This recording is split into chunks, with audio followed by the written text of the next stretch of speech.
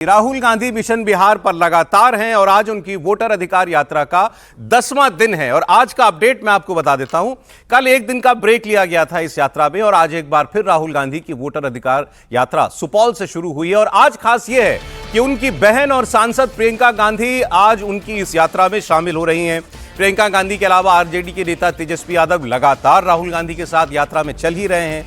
2 दिनों तक राहुल गांधी की यात्रा में अब प्रियंका भी रहेंगी। आज उनकी ये यात्रा सुपौल से मधुबनी पहुंचेगी। मधुबनी में रात का विश्राम होगा और इसके बाद प्रियंका गांधी कल सीतामढ़ी में माता जानकी के मंदिर में पूजा अर्चना करेंगी। वही सीतामढ़ी जहां अभी नीतीश कुमार और गृहमंत्री अमित शाह गए थे और उन्होंने भव्य मंदिर की आधारशिला रखी थी।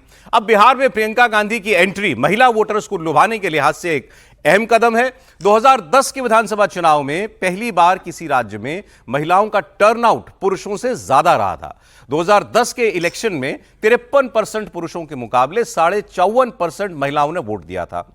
टर्नआउट के मामले में महिलाओं की बढ़त का सिलसिला 2015 और 2020 के बिहार चुनाव में भी जारी रहा। 15 में 51.1% पुरुषों ने वोट डाले और महिलाओं का टर्नआउट था 60.4%। 2020 के इलेक्शन में मतलब पिछले चुनाव में पुरुषों के मुकाबले 5% ज्यादा वोट महिलाओं का पड़ा था। तो पिछली बार विधानसभा चुनाव में जहां 54.6% पुरुषों ने वोट डाला तो महिला वोटरों का टर्नआउट था 59.69%। अब सवाल यह कि प्रियंका जी के जाने से इस यात्रा का तेवर कलेवर कुछ बदलेगा, कुछ यात्रा को और बल मिलेगा क्या? प्रियंका गांधी अब पूरी तरीके से चुनावी राजनीति में पहले भी थी लेकिन अब सांसद बन गई हैं तो और वजन है उनके पीछे राजनीति का। अब अपने भाई के साथ इस यात्रा में वो शामिल भी हो रही हैं। लेकिन प्रियंका के आने से बिहार के माहौल में क्या परिवर्तन होगा, इस पर एक हमारे पास रिएक्शन है। उसकी मैं पहले वो आपको दिखा दूं। विजय सिन्हा ये डिप्टी चीफ मिनिस्टर हैं बिहार के, तो वो क्या कहते हैं प्रियंका जी के बिहार आने पर। निश्चित तौर पर इसका असर नहीं पड़ने वाला है। पूरे कहे कि ये राजद कांग्रेस कम्युनिस्ट कितना भी दौर लगा लें इसका लाभ इनको नहीं मिलेगा। ये अधिकार छीनने वाले लोग हैं।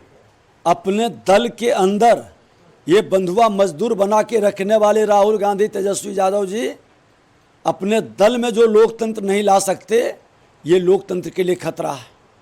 ये परिवार तंत्र को स्थापित करना चाहता है और बिहार लोकतंत्र की धरती है। बिहार की जनता कभी नहीं स्वीकारेगा।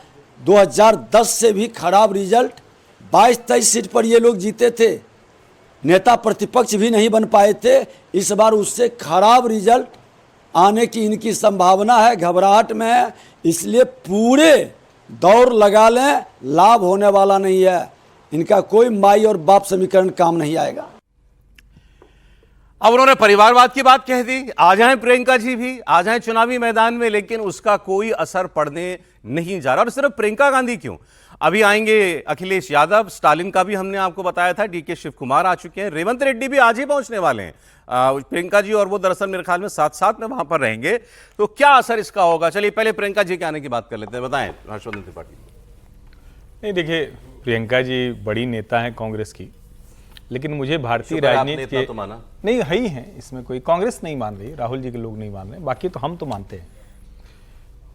मुझे भारतीय राजनीति के इतिहास में कोई ऐसा उदाहरण नहीं याद आ रहा है जहां एक परिवार के 2 लोग, चाहे वो भाई भाई हों या भाई बहन हों, एक साथ राजनीतिक यात्रा में चल रहे हों और उसका कोई प्रभाव पड़ा। अगर मैं गलत हूं तो 3 वरिष्ठ साथी हैं, तीनों बता दें। आज आपने 3 कहा, गलती नहीं की कल वाली।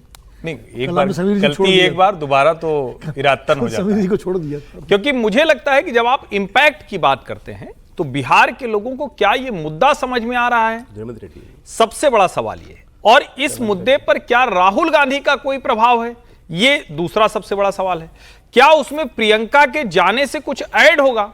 इसका जवाब तो पहले ही ना में आ जाता है, क्योंकि अब तक की यात्रा अगर आप देखिए तो अब प्रियंका उसी तरह से जा रही जैसे पार्टी के अलग अलग नेता जाकर, जैसे कोई बड़ा नेता यात्रा करता है तो आप जाकर एक दिन ड्यूटी लगती है कि भाई तुम भी चले जाओ, चेहरा दिखाओ।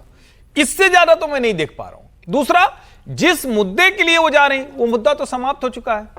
वोटर लिस्ट का मुद्दा है, कोई बात कर नहीं रहा है, कोई सड़क पर निकल नहीं रहा है, कोई ऐसा प्रमाण दे नहीं पाए हैं। अब उसके बाद भी अगर लग रहा है आपको ये मुद्दा है, ये चुनावी रैली समझिए आप, ये चुनाव प्रचार चल रहा है, तो उसमें प्रियंका जी को जाना चाहिए। इसमें कोई आश्चर्यजनक बात कहां है?